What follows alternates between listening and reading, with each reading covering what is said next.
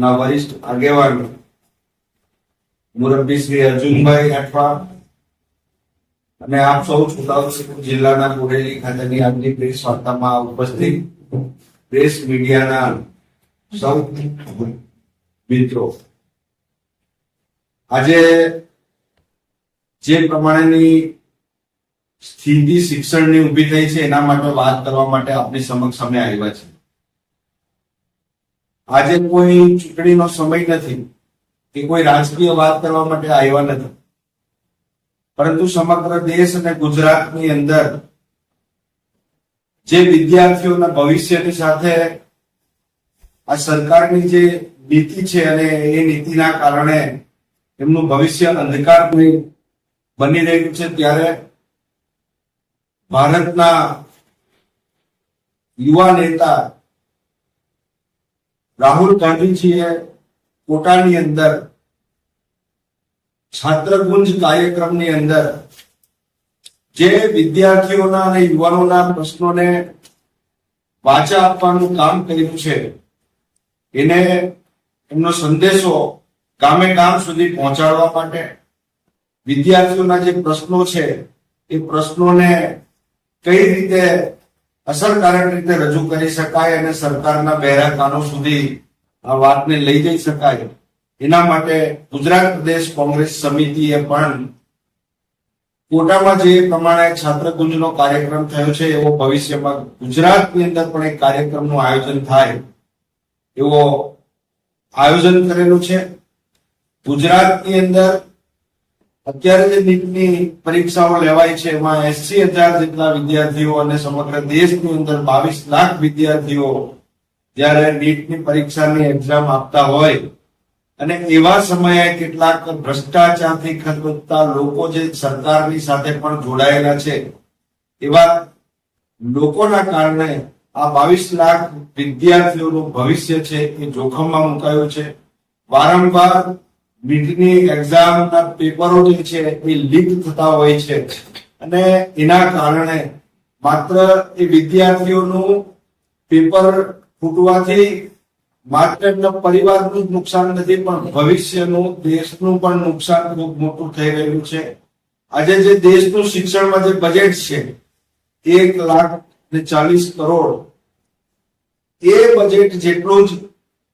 આ નીટ અને અન્ય પરીક્ષાની તૈયારીની અંદર પણ રાહુલજીએ જે પ્રમાણે પોતાના કાર્યક્રમમાં વાત કરી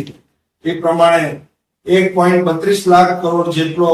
એનો પણ ખર્ચ થાય છે. જ્યારે શિક્ષણનું દેશનું એક તરફનું બજેટ આટલું 1.40 લાખ હોય અને એની સામે વિદ્યાર્થીઓના પરિવાર ઉપર આર્થિક ભારણ પણ વધતું જાય છે, ત્યારે આવા સંજોગોની અંદર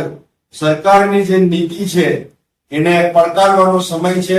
યુવાનોને અને વિદ્યાર્થીઓને જાગૃત કરવા માટે આજે આપની સમક્ષ સંદેશો લઈને આપના માધ્યમથી વિદ્યાર્થીઓ અને યુવાનો સુધી પહોંચાડવા માટેનો અમારો પ્રયત્ન છે. ખાસ કરીને નીટની સાથે સાથે ગુજરાતની અંદર પણ અનેક એવા બનાવો બનેલા છે કે જેની અંદર બિન સચિવાલયના ક્લાર્કની જગ્યાઓ માટેની ભરતી હોય, એની સાથે સાથે ક્લાર્કની ભરતી હોય અને અન્ય વિભાગોની ભરતીની અંદર પણ જે પ્રમાણે ભ્રષ્ટાચારના કારણે જે ગોટાળાઓ થાય છે અને એમાં સાચા જે અરજદારો છે એને અન્યાય થઈ રહેલો છે, ત્યારે આવા પ્રશ્નોને વાચા આપવાનું કામ કોંગ્રેસ સમગ્ર દેશ અને ગુજરાતની અંદર એક ઝુંબેશના રૂપમાં છાત્રકુંજ કાર્યક્રમના નામથી ઉપાડી રહેલી છે. ત્યારે એની અંદર સૌ વિદ્યાર્થી અને યુવાનો જોડાય અને અવાજ જે છે આ વિદ્યાર્થીઓનો જે અવાજ છે એને બુલંદ બનાવે, એના માટેની આજની આ પ્રેસ વાર્તાની અંદર આપ સૌને આમંત્રિત કરવામાં આવેલા છે. સર, કોંગ્રેસની આગળની રણનીતિ શું? મેં આપને કીધું એમ કે જે પ્રમાણે રાષ્ટ્રીય કક્ષાએ રાહુલ ગાંધીજીએ આની શરૂઆત કરી છે છાત્રકુંજની, એ જ પ્રમાણે સમગ્ર ભારત દેશની અંદર અને ગુજરાતની અંદર પણ આગામી દિવસોની અંદર આ છાત્રકુંજનો કાર્યક્રમ જે છે એ ગુજરાતમાં પણ રાખવામાં આવશે અને શક્ય છે કે એ કાર્યક્રમ શિક્ષણની નગરી ગણાતી કદાચ વડોદરામાં પણ થઈ શકે. સાહેબ જે રીતે પેપર લીક થાય છે વારંવાર એને લઈને તમે શું કહેશો?